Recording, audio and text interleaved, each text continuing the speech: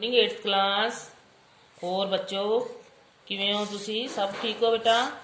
जेड़े जेड़े लैसन करवा रहे हैं उन्होंने याद भी करना सीखो बेटा, याद भी करया करो, ठीक है। अज आपां lesson number 9 doctor Abdul Kalam. Abdul Kalam जेड़े सन साडे राष्ट्रपति भी रहे हैं ते एक साइंटिस्ट भी सन, ठीक है, विग्यानिक सन, ठीक है। इस पाठ विच सानू अपने प्रसिद्ध विग्यानक डॉक्टर अब्दुल कलाम की जीवनी बारे दस्या गया है कि वो किवें दे सन, उन्हां दा सुभाव की सी, वो कित्थों उन्होंने की पढ़ाई की कीता, ठीक है। देखो डॉक्टर APJ अब्दुल कलाम दा सिर्फ भारत के बच्चों नूं बल्कि सारे भारत के वासियों नूं बहुत प्यारे हैं। बच्चे इन्हां नूं प्यार अते आदर नाल काका कलाम कह के बुलाते हैं ही। हुण मतलब सन हो गया, हुण उन्हां दी डैथ हो गई है ना, उन्हां दी मृत्यु हो गई है ना, इसलिए हन की जगह हुण सन हो जाऊगा, ठीक है। अब्दुल कलाम का पूरा नाम अब्दुल, क्योंकि ये बुक पहला की बनी हुई है, ठीक है, इसलिए उस टाइम तो ये जीवित सीगे, हुण इन्हां दी मृत्यु हो गई है तो इसलिए हन की जगह सन आएगा। अब्दुल कलाम का पूरा नाम अबुल पाकिर जैनुल आबदीन अब्दुल कलाम है। इन्हां दा जन्म 15 अक्तूबर 1931 नूं तमिलनाडु प्रांत की रामेश्वरी नां की थां ते होया। इन्हां दे पिता जैनुल आबदीन एक मध्य वर्गी परिवार नाल संबंध, मध्य वर्गी ਜਿਹੜੇ ਹੁੰਦੇ ਹਨ ਨਾ ਕਿ ਗਰੀਬ ਹੁੰਦੇ ਆ ਨਾ ਜ਼ਿਆਦਾ ਅਮੀਰ ਹੁੰਦੇ, ਵਿੱਚ ਵਿਚਾਲੇ ਵਾਲੇ ਜਿਹੜੇ ਹੁੰਦੇ ਉਹਨਾਂ ਨੂੰ ਮੱਧਵਰਗੀ ਪਰਿਵਾਰ ਕਹਿੰਦੇ, ਠੀਕ ਹੈ। ਕਲਾਮ ਨੇ ਆਪਣੇ ਮਾਤਾ ਜੀ ਤੋਂ ਇਮਾਨਦਾਰੀ ਅਤੇ ਅਨੁਸ਼ਾਸਨ ਵਿਰਾਸਤ ਵਿੱਚ ਹਾਸਲ ਕੀਤੇ ਅਤੇ ਆਪਣੀ ਮਾਤਾ ਤੋਂ ਪਰਮਾਤਮਾ ਤੇ ਯਕੀਨ ਅਤੇ ਪ੍ਰੇਮ ਭਾਵ ਉਪਹਾਰ ਵਜੋਂ ਵੀ ਹਾਸਲ ਕੀਤੇ ਸਨ। ਮਤਲਬ ਜਿਹੜੀ ਉਹਨਾਂ ਨੂੰ ਚੰਗੀਆਂ ਗੱਲਾਂ ਚੰਗੀਆਂ ਆਦਤਾਂ ਉਹਨਾਂ ਨੂੰ ਆਪਣੇ ਮਾਤਾ ਜੀ ਤੋਂ ਹੀ ਮਿਲੀਆਂ ਸਨ। डॉक्टर कलाम ने अपनी मुढ़ली सिक्ख्या, मतलब मुढ़ली सीख लिया, शुरू की सिक्ख्या पढ़ाई मतलब रमेशरी प्राइमरी स्कूल तो ही हासिल की। अपनी मेहनत और लगन नाल हमेशा सफलता हासिल की।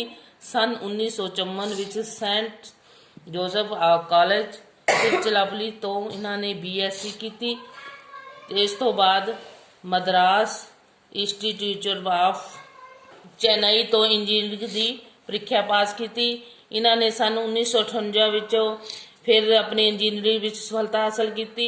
ਸਿੱਖਿਆ ਖਤਮ ਕਰਨ ਤੋਂ ਬਾਅਦ, ਮੈਂ ਸਿੱਖਿਆ ਮਤਲਬ ਪੜ੍ਹਾਈ ਕਰਨ ਤੋਂ ਬਾਅਦ ਅਬਦੁਲ ਕਲਾਮ ਨੇ ਜਦ ਕੰਮ ਦੀ ਭਾਲ ਆਰੰਭ ਕੀਤੀ, ਮਤਲਬ ਕੰਮ ਕਰਨ ਦੀ ਆਰੰਭ ਕੀਤੀ, ਖੋਜ ਕੀਤੀ ਤਾਂ ਮੁਸ਼ਕਿਲ ਵਿੱਚ ਪੈ ਗਏ ਸਨ, ਕਿਉਂਕਿ ਹੀ ਜਹਾਜ਼ੀ ਇੰਜੀਨੀਅਰਿੰਗ ਦੇ ਵਿਗਿਆਨਿਕਾਂ ਦੀ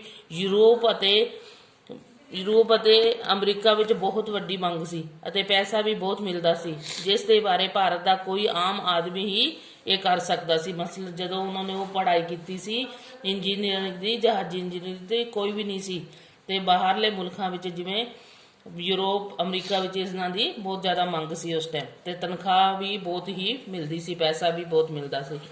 ਅਬਦੁਲ ਕਲਾਮ ਨੇ ਇਸ ਵਿਸ਼ੇ ਵਿੱਚ ਆਪਣੀ ਰਚਨਾ ਮਾਈ ਜਰਨੀ ਵਿੱਚ ਲਿਖਿਆ ਹੈ। ਮਾਈ ਜਰਨੀ ਇਹਨਾਂ ਨੇ ਆਪਣੀ ਕਿਤਾਬ ਲਿਖੀ ਹੋਈ ਹੈ ਅਤੇ ਉਹਦੇ ਵਿੱਚ ਲਿਖਿਆ ਹੈ, ਉਹ ਦਿਨ ਕਾਫੀ ਬੇਚੈਨੀ ਨਾਲ ਭਰੇ ਸਨ। ਇੱਕ ਪਾਸੇ ਵਿਦੇਸ਼ਾਂ ਵਿੱਚ ਸ਼ਾਨਦਾਰ ਜ਼ਿੰਦਗੀ ਅਤੇ ਦੂਜੇ ਪਾਸੇ ਸੇਵਾ ਦਾ ਆਦਰਸ਼, ਮਤਲਬ ਉਹ ਆਪਣੇ ਭਾਰਤ ਵਿੱਚ ਦੇਸ਼ ਵਿੱਚ ਹੀ ਰਹਿ ਕੇ ਦੇਸ਼ ਦੀ ਸੇਵਾ ਕਰਨੀ ਚਾਹੁੰਦੇ ਸਨ, ਠੀਕ ਹੈ ਨਾ। ਬਚਪਨ ਦੇ ਸੁਪਨੇ ਨੂੰ ਸੱਚ ਕਰਨ ਦੇ ਮੌਕੇ ਚੋਣ ਕਰਨੀ ਮੁਸ਼ਕਿਲ ਸੀ। ਉਹ ਸੋਚੀ ਪੈ ਗਏ ਅਤੇ ਆਦਰਸ਼ਾਂ 'ਤੇ ਚੱਲਿਆ ਜਾਵੇ, ਪੈਸਾ ਕਮਾਇਆ ਜਾਏ, ਪਰ ਉਹਨਾਂ ਨੇ ਆਪਣੇ ਆਦਰਸ਼ਾਂ ਨੂੰ ਹੀ ਚੁਣਿਆ। ਫਿਰ ਇਸ ਤੋਂ ਬਾਅਦ ਉਹਨਾਂ ਨੇ ਦੇਖੋ ਵਿੱਚ ਉਹਨਾਂ ਨੇ ਇੱਥੇ ਕਈ ਖੋਜਾਂ ਕੀਤੀਆਂ, ਕਈ ਜਿੱਦਾਂ सन 1962 ਤੋਂ 1983 ਵਿਚਕਾਰ ਇਹਨਾਂ ਨੇ ਭਾਰਤੀ ਪੁਲਾੜ ਖੋਜ ਸੰਗਠਨ ISRO ਵਿੱਚ ਭਿੰਨ ਪਦਵੀਆਂ 'ਤੇ ਰਹਿੰਦੇ ਹੋਏ ਕਈ ਮਿਜ਼ਾਈਲਾਂ ਪ੍ਰਣਾਲੀਆਂ 'ਤੇ ਕੰਮ ਕੀਤਾ। ਜਿੱਦਾਂ सन 1900 ਵਿੱਚ ਰੋਹਿਣੀ ਨਾਮਕ ਉਪਗ੍ਰਹਿ 'ਤੇ ਸਫਲਤਾ, ਫਿਰ 1981 ਵਿੱਚ ਪਦਮ ਭੂਸ਼ਣ ਨਾਲ ਇਹਨਾਂ ਨੂੰ ਸਨਮਾਨਿਤ ਕੀਤਾ ਗਿਆ, ਠੀਕ ਹੈ। ਫਿਰ 1982 ਵਿੱਚ IGMDP ਦੀ ਵਿੱਚ ਕੰਮ ਸੰਭਾਲਿਆ। ਫਿਰ ਇਹਨਾਂ ਨੇ ਕਈ ਤਰ੍ਹਾਂ ਦੀਆਂ ਮਿਜ਼ਾਈਲਾਂ ਦਾ ਵਿਕਾਸ ਕੀਤਾ। 27 ਜੁਲਾਈ 1983 ਦੇ ਦਿਨ ਜ਼ਮੀਨ ਤੇ ਮਾਰ ਕਰਨ ਵਾਲੀ ਅਗਨੀ ਮਿਜ਼ਾਈਲ ਦੀ ਸਫਲ ਜਾਂਚ ਹੋਈ। ਅਗਨੀ ਉਹਨਾਂ ਦਾ ਸੁਪਨਾ ਸੀ, ਮਤਲਬ ਇਹ ਮਿਜ਼ਾਈਲ ਜਿਹੜੀ ਬਣਾਉਣੀ ਸੀ ਇੱਕ ਉਹਨਾਂ ਦਾ ਸੁਪਨਾ ਸੀ, ਔਰ ਇਸ ਸੁਪਨੇ ਨੂੰ ਉਹਨਾਂ ਨੇ ਸਾਕਾਰ ਕੀਤਾ।